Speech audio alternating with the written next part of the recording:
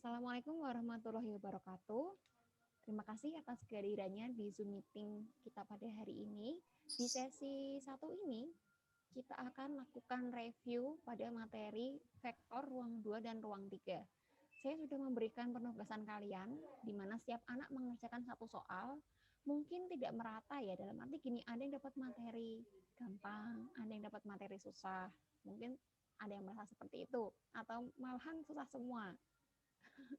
Oke, jadi semua soal yang saya berikan itu mencangkup kompetensi apa yang harus kalian kuasai. Jadi bukan berarti tugasnya satu dan kalian hanya peduli pada tugas kalian. Jadi nomor-nomor yang lain pun boleh banget kalian coba kerjakan.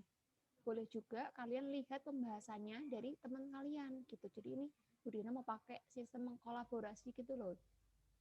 Jadi enggak setiap anak mengerjakan banyak soal, tapi satu-satu-satu, nah dari itu nanti kalian bisa pelajari. Kayak gitu, pengennya seperti itu.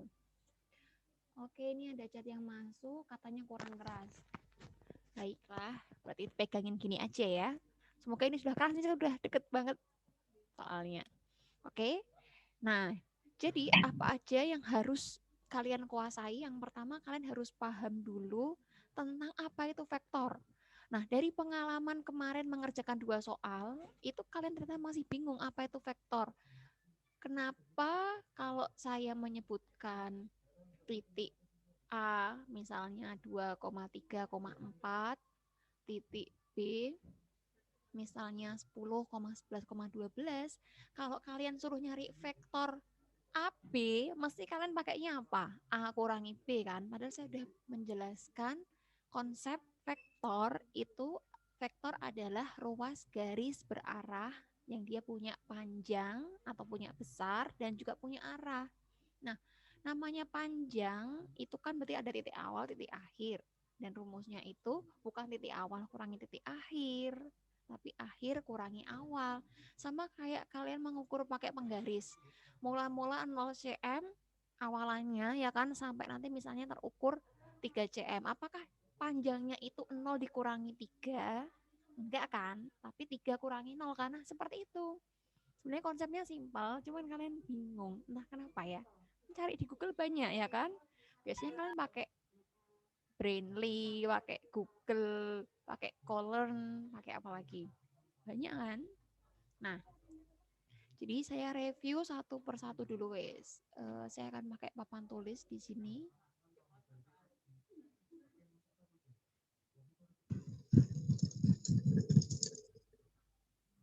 Nah, sudah kelihatan papan tulis saya?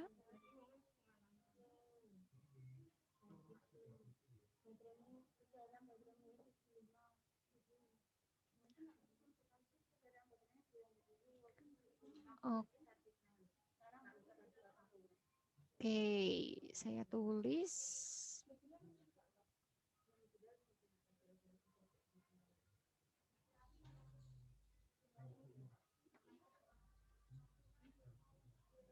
Nah, ini materi kita.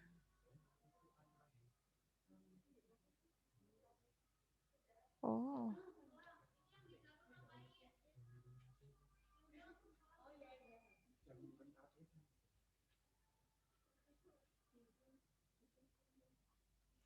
Vektor dari definisinya,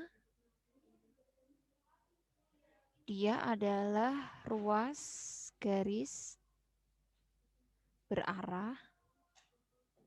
Karena ruas garis, maka dia punya namanya titik,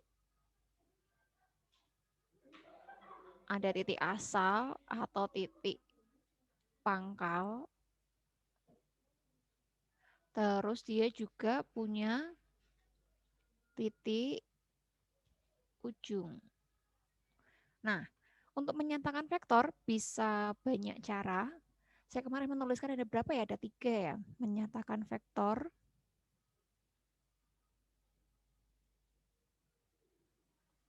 Maksudnya menyatakan tuh, oh ini tuh vektor, oh ini tuh cuma titik, kayak gitu loh. Jadi yang pertama, menyatakan vektor dengan menyebutkan pembentuknya tadi, yaitu titik asal atau titik pangkal dan titik ujung. Jadi misal kalian punya titik A, kalau ada titik A, terus dan titik B, Nah, maka dari sini bisa didapatkan vektor AB, ada yang menulisnya pakai garis atas, ada yang ditulis vektor gitu di depannya. Nah, cara mendapatkannya itu bukan A dikurangi B, tapi caranya adalah titik B dikurangi titik A. Ingat ya, saya menyebut AB itu vektor, tapi ketika saya menyebut B dan A, dia adalah titik. Gitu. Terus yang kedua, kita menyebutkan komponennya. Misalnya langsung disebutkan vektor P misalnya A, B, C. Nah, ini namanya komponennya. Jadi ini komponen X, komponen Y, dan komponen Z. Kalian udah tahu kan? Ini untuk contoh yang ruang 3, berarti kalau ruang 2 hanya A dan B aja. Atau juga vektor disebutkan menggunakan komponen vektor satuan. Biasanya kita tuliskan dalam bentuk I, J, dan K. Jadi kalau kalian melihat I, J, dan K itu bukan bukan variabel seperti kayak 3X ditambah 2Y gitu, bukan. Tapi adalah vektor satuan. Jadi kita bisa menuliskan vektor P itu misalnya 2I min 3J ditambah 4K gitu. Jadi yang kalian perhatikan hanya 2, min 3 dan 4-nya ini. Ingat kalau ada minnya dia disertakan. Jadi bentuk yang ketiga ini kalau dinyatakan dalam vektor satuan biasa berarti jadi gini, P 2 min 3 4. Nah, begitupun sebaliknya, kalian punya vektor 2 min 3 4, kalau jadikan vektor satuan IJK berarti jadinya seperti ini. Oke, ini cara dasarnya seperti itu. Nah, sekarang kita mulai ke operasinya. Operasinya ada bentuk penjumlahan, bentuk pengurangan, bentuk perkalian skalar. Jadi saya tulis di sini operasi vektor. Yang pertama penjumlahan, kalian sudah bisa, ya kan? Terus pengurangan juga bisa. Jadi untuk penjumlahan dan pengurangan kalian hanya tinggal menjumlahkan komponen yang seletak, ya kan? Kalau X ya dijumlahkannya dengan X, yang Y dijumlahkan dengan Y, gitu kan? Pengurangan. Terus ada perkalian skalar vektor. Apa itu perkalian skalar vektor? Perkalian skalar itu, skalar itu artinya bilangan yang hanya punya nilai. Jadi bilangan dalam hal ini terbagi menjadi dua ya. Jadi ada skalar, terus ada vektor. Nah kalau vektor itu punya panjang, punya arah. Kalau skalar hanya punya panjang aja, dia nggak punya arah. Hanya punya besarnya aja. Kayak gitu. Nah jadi skalar ini maksudnya angka, nah vektor itu yang tadi punya arah. Contohnya kemarin saya berikan kayak 2P. Contohnya itu kayak kalian nyari 2P dikurangi 3Q gitu loh. Nah, 2P ini berarti perkalian vektor skalar kayak gitu. Nah, perkalian vektor biasa juga ada, ya kan? Namanya perkalian vektor. Nggak pakai kata skalar. Contohnya kalian pernah kan mengalikan P dengan Q? Nah, sekalian saya review ya caranya ya, karena saya menemukan ada juga yang mengalihkan P dengan Q juga masih bingung. Jadi saya berikan contoh di sini. Contohnya adalah kalau saya punya vektor P, saya pakai contoh yang tadi ya, 2I kurangi 3J tambah 4K. Terus vektor Q, misalnya ini I plus K. Nah, saya ambil contohnya kali-kali ada yang hilang. Kalian paham nggak sih kalau ada yang hilang itu apa? Rita, tolong di unmute dulu.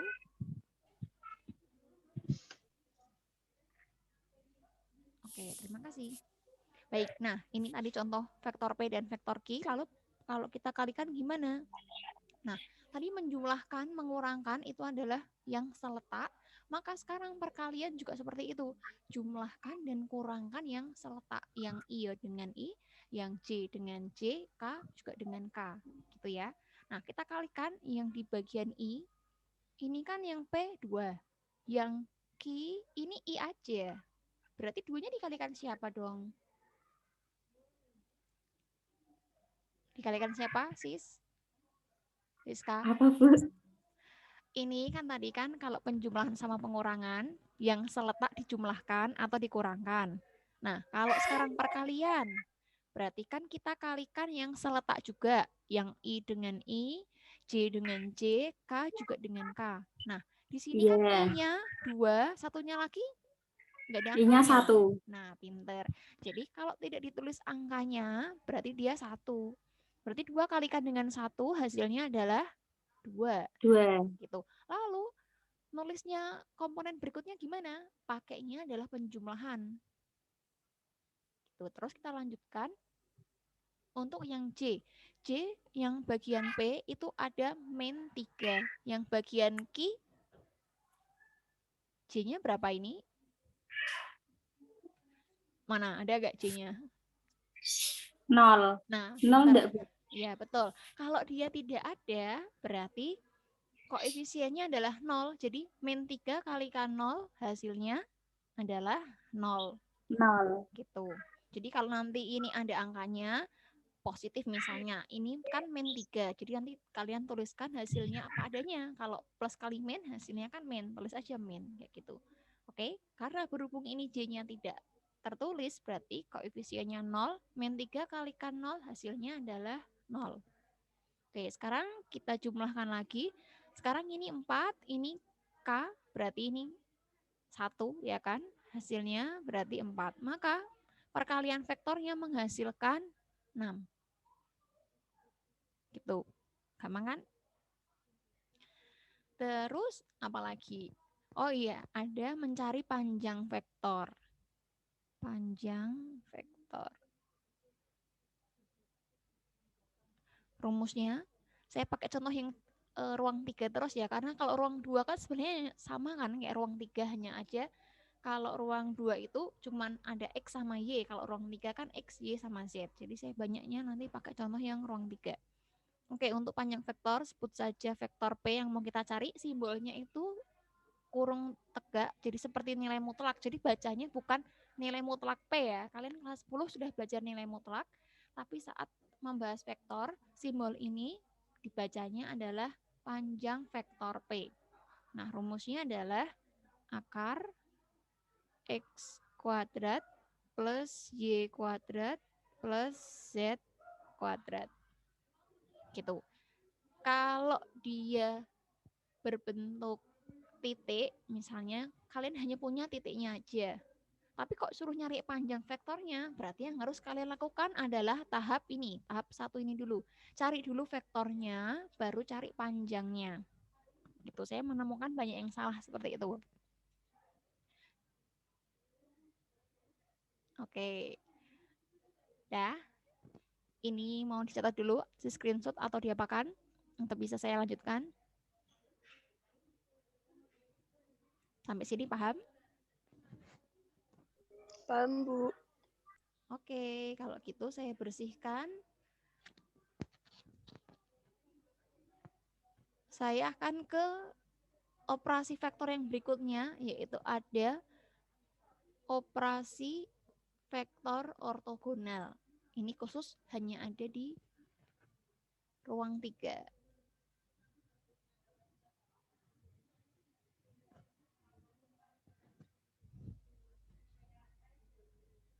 Nah, namanya adalah proyeksi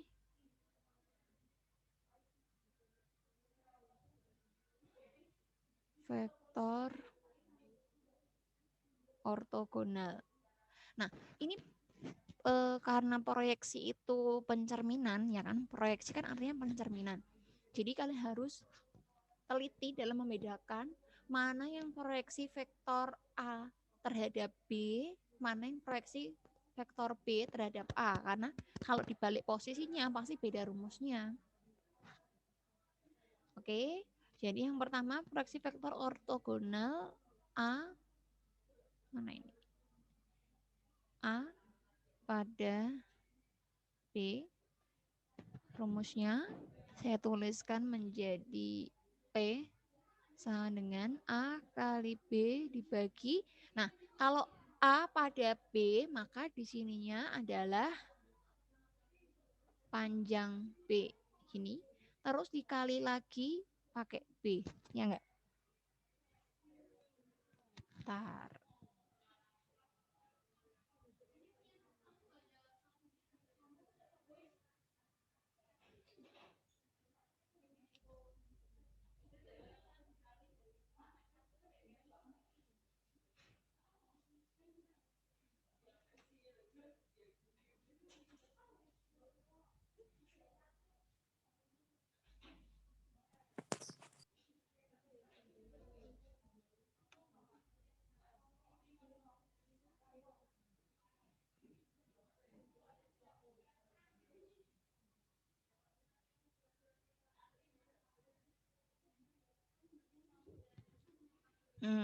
Ya kan?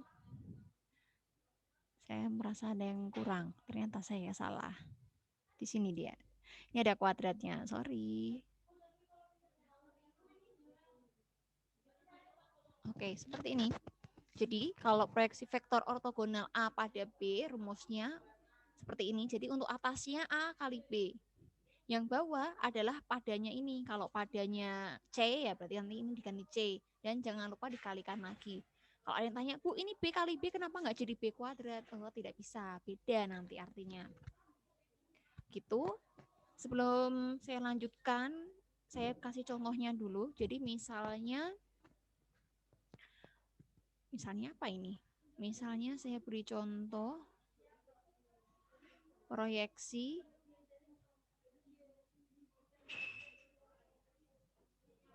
vektor ortogonal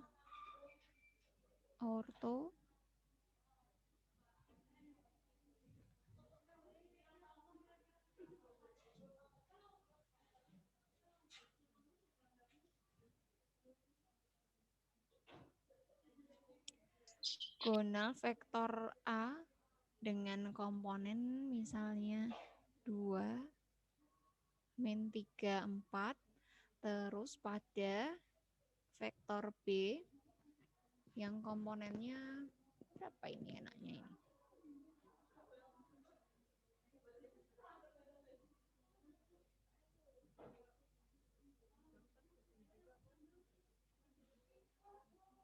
Agak susah ya memikirkan soal ini ternyata.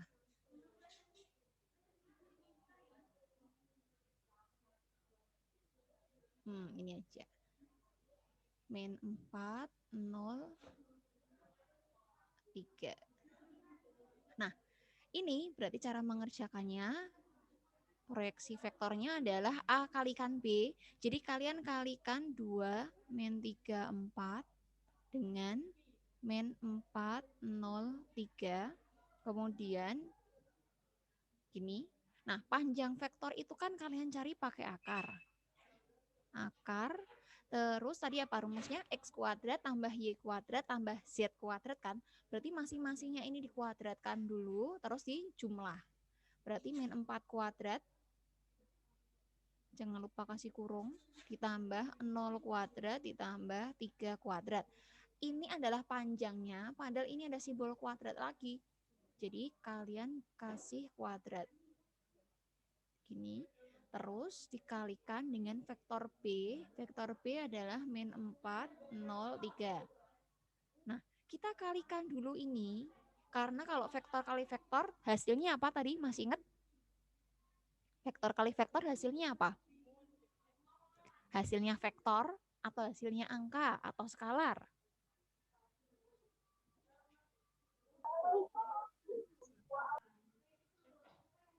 Ada yang bisa menjawab? Vektor kalau kali vektor hasilnya apa?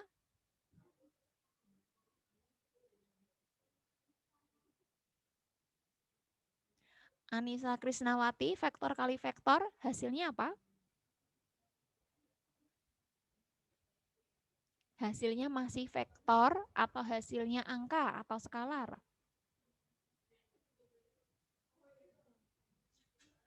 Hasilnya adalah angka. Betul, itulah kenapa kita tidak boleh menjadikan B kali B ini menjadi B kuadrat. Karena kalau dia dikalikan dengan A, nanti dia akan jadi angka. Terus dia dibagi dengan hasil dari akar kuadrat ini kan juga angka. Jadi angka dibagi angka, nanti hasilnya angka, kemudian dikali vektor B ini. Nah, kalau angka dikalikan dengan vektor, hasilnya masih vektor, ya kan? Tapi kalau vektor kali vektor, hasilnya malah angka. Bingung nggak tadi omongan saya apa? Oke, saya tuliskan. Jadi di sini kalau vektor kali vektor itu hasilnya malah skalar. Tapi kalau skalar dikaliin vektor itu hasilnya masih berupa vektor. Itu. Oke. Sekarang kita lanjutkan ke perkalian. Sudah ada pengingat 10 menit lagi selesai. Ini memang pembahasan terakhir vektor di ruang 3. Sekarang kita kalikan dulu. Ingat mengalikannya, yang seletak dikalikan, kemudian dijumlahkan dengan komponen selanjutnya. Ini ada 2 dikali min 4, hasilnya min 8, ditambah min 3 kali 0, hasilnya 0. Terus ada 4 kali 3, hasilnya plus 12. Dibagi dengan, nah ini, ada akar dikuadratkan. Akar itu kan musuhnya atau lawannya itu kan kuadrat ya kan, karena mereka bermusuhan, berlawanan, tapi kekuatannya seimbang, maka dia jadi menghilang. Mereka menghilang. Jadi kalian hanya perhatikan aja kuadrat-kuadratnya ini. Jadi min 4 dikuadratkan 16, ditambah 0 dikuadratkan masih 0, 3 dikuadratkan 9. Gini. Kemudian jangan lupa dikalikan dengan min 4, 0, 3. Oke, jadi yang bagian atas hasilnya berarti positif 4, yang bagian bawah hasilnya 25. Oh, sayang sekali nggak bisa dicoret ini. Ya, nggak masalah. Terus dikalikan dengan min 4, 0, 3. Nah, mengalikan ini gimana? Mengalikannya seperti biasa, pakai sifat distributif. Jadi 4 per 25 dikali dengan min 4 ini. Berapa berarti? Berarti menjadi min 16 per 25.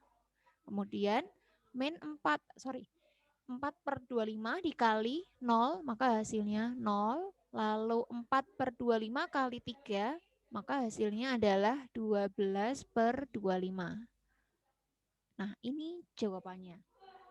Berarti kita bisa menambahi not di sini bahwa proyeksi vektor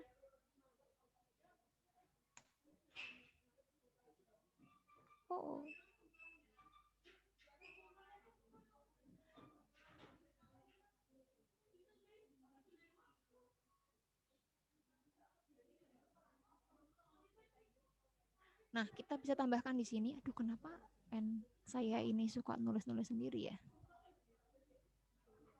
Nah, kita bisa tambahkan di sini.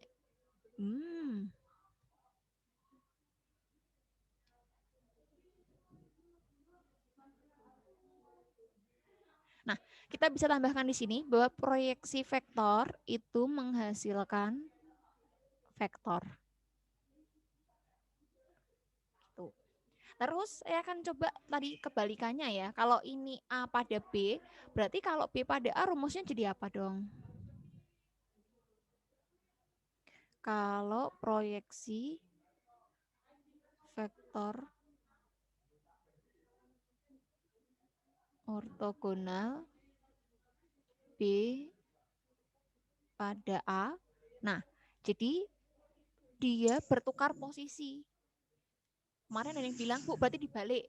Ya, tukar posisi. Jadi saya benarkan ya dibalik kayak gimana, jangan-jangan dibalik versi kamu sama dibalik versi saya beda. Kalau saya lebih pada tukar posisi. Jadi tadinya A kali B, karena ini pun mereka tukar posisi, berarti jadi B kali A. Dibagi, berarti ini menjadi panjang vektor A dikuadratkan, kemudian dikalikan lagi dengan vektor A. Kalau ada yang tanya, Bu, B kali A dengan A kali B sama nggak? Sama. Kalian sudah pernah membuktikan secara tidak langsung. Jadi ada yang mengerjakan A kali B, ada yang mengerjakan B kali A. Andai saja kalian mengumpulkan tepat waktu, saya bisa menerima itu bersamaan. Jadi videonya bisa saya barengkan. Sayangnya ngumpulkannya nggak barengan. Jadi entah saya malah nggak tahu siapa yang mengerjakan ini, siapa yang mengerjakan itu. Tapi di sini saya berikan disclaimer atau penegasan bahwa A kali B itu sama dengan B kali A. Jadi perkalian vektor juga bersifat komutatif, artinya boleh ditukar. Oke, ini sudah akhir dari pembahasan vektor kita. Kita sudah membahas tentang cara pembentukan vektor, ada 3 cara tadi. Terus kita sudah membahas juga operasi-operasinya, sampai perkalian vektor dengan vektor. Terus yang terakhir ini proyeksi ortogonal. Dari sini, ada yang mau ditanyakan? Mungkin dari soal kemarin, ada yang masih bingung dan mau dibahas di sini? Ada?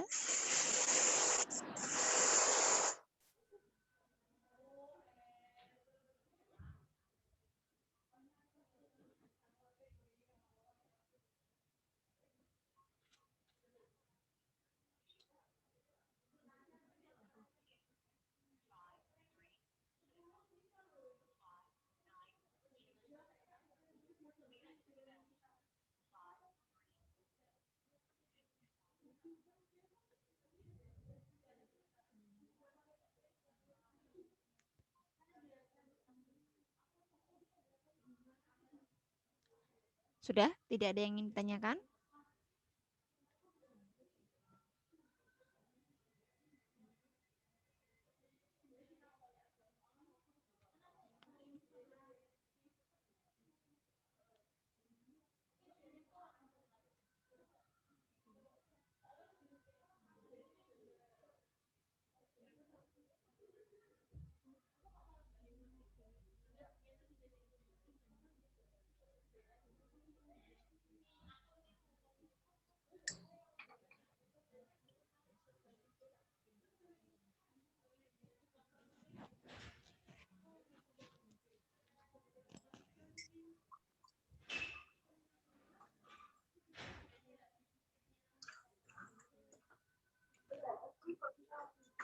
Ning kulkas, Mak.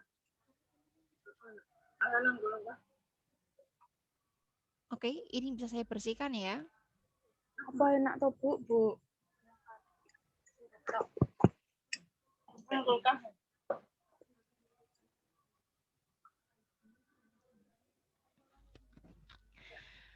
Oke, waktu tersisa 3 menit. Kita akan kembali lagi nanti. Kita akan lanjutkan pembahasan bab baru kita, yaitu tentang trigonometri. Jadi pastikan kalian bergabung lagi.